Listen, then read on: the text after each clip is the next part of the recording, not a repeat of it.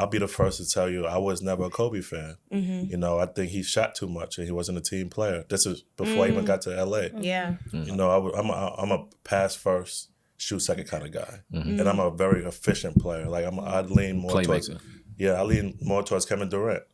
You know, he scores a lot of points on a limited amount of shots. Efficiency. You know, it's either your Russell Westbrook kind of player or a KD kind of player. Back to Kobe. You know, when I got to LA, I knew what it was. Kobe was the Lakers, and I didn't have an issue with that. Right. No, of course, I wasn't going there to try to shake the system up. I knew Kobe was Mr. LA. Yeah. You know, and I'm a easy kind of going guy. Where were you coming from? What team? Yeah. I was coming from the Phoenix Suns. Okay.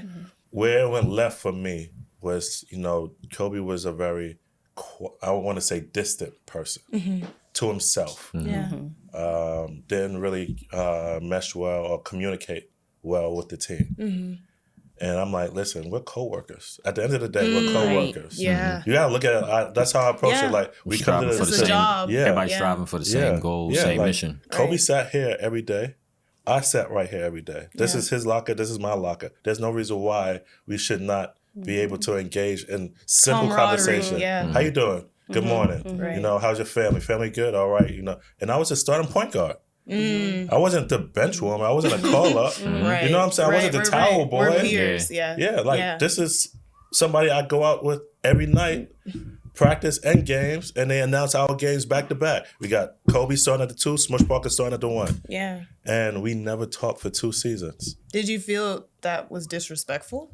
Well, there were times where he said one thing that disrespected me, and that was it. Like, and that's what they took. And I don't want to go into that story because that's already been out there. Yeah. And that's really how all of this started. So after my second year in LA, they didn't renew my contract. I went on to sign with Miami.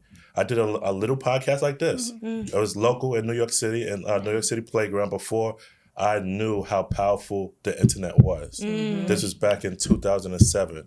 Did a little local, answer some question. How was your time in LA? I was like, my time in LA was great. I loved playing for Phil Jackson. Then they asked me about Kobe, and I kept it real. Yeah. And I kept it 100% New York, Brooklyn real. Right. So you basically was the epitome of when keeping it real goes bad. Yeah, exactly. Yeah. Exactly. Yeah. Exactly. That's right. This was 2007. I said my truth. I said what I experienced. Right. And that went viral. Yeah. Before But in viral, 2007, before right. viral Yeah, was even a viral the word. thing.